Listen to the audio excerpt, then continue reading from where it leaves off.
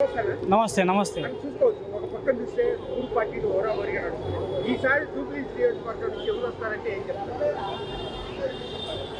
గత వారం నుంచి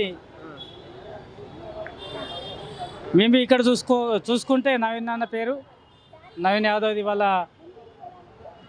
ఫాదర్వి చాలా రోజుల నుంచి వీళ్ళకి సేవా కార్యక్రమాలలో పాల్గొన్నారు. ఈయన 2 సార్లు ఓడిపోవడం జరిగింది. ఒకసారి ఎంఐఎం నుంచి, ఒకసారి ఇండిపెండెంట్ నుంచి ఓడిపోయి, ఈసారి ఖచ్చితంగా గెలవాల్సిందే. గెలుస్తాడు, గెలిచే బాగుంది.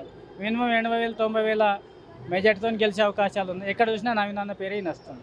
అంటే ఏదైతే ఉందో ఆయన ఇప్పుడు నవీన్ యాదవ్ గారికి ఎందుకు ఓటు వేయాలంటే ఏం చెప్తారు? అభివృద్ధి అండి. ఇప్పుడు అభివృద్ధి అయినా ఏంటంటే ఏ పథకాలు వదులుతున్న రేవంత్ రెడ్డి అన్నీ ఒప్పుకుంటుండు కదా, ఇస్తుండు కదా. ఇప్పుడు బస్సు ఫ్రీ పెట్టిండు, బియ్యం సన్న బియ్యం కడుపు నిండా తింటలేమో, కడుపు నిండా సన్న బియ్యం తింటున్నాము. మళ్ళీ బస్సు ఫ్రీ ఉన్నది. ఇప్పుడు ఎంప్లాయీస్కు నెలకు 10,000 మిగులుతున్నాయి. 8 నుంచి 10,000 రూపాయలు ఎంప్లాయీస్ మిగులుతున్నాయి. లేడీస్ వాళ్ళని, మన గవర్నమెంట్ ఎంప్లాయీస్కి మిగులుతున్నాయి, మన చిన్న మంది మిగులుతున్నాయి. అందరు బాగున్నారు దీంట్లో.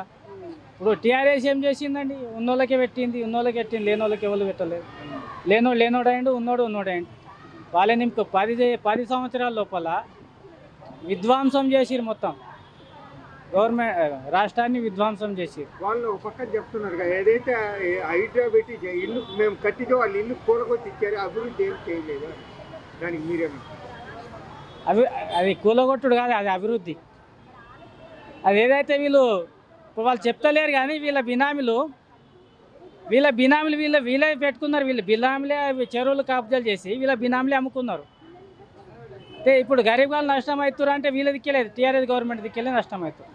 ఆ 10 సంవత్సరాలు చేసింది వీళ్ళు రియల్ ఎస్టేటే, అభివృద్ధి కాదు అది. ఎక్కడ పనులు చేసిరండి?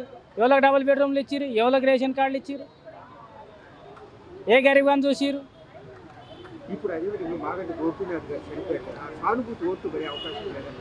వాళ్ళు అభివృద్ధి చేస్తే సానుభూతి ఉంటుందండి. అభివృద్ధి ఏం చేసిరు? ఇప్పుడు చిన్న కుటుంబాలను చిన్న భిన్నం చేసి మీరు బతికిరు, ఎట్లనో చేసుకుంటే మీరు వెళ్ళిపోయారు. మీకు తెలిసినట్టు మీరు లెక్కలు రాకుండా పోయింది. ఆ సెంటిమెంట్ మీదే కవర్ అయింది. సెంటిమెంట్ మీద 10 సంవత్సరాలు వాళ్ళు ఉండడం జరిగింది. ఇప్పుడు సెంటిమెంట్ లేదు. టీఆర్ఎస్ పార్టీ మీద రేపు ఉంటుందో లేదో తెలియదు. వాళ్ళు చేసినది ఒక్కొక్కటి లేదు, ట్యాపరింగ్ ఉన్నాయి. ఇవి మన ఇక చెప్పొద్దు, కొన్ని అడవిలలో సందర్భాలు బాగున్నాయి.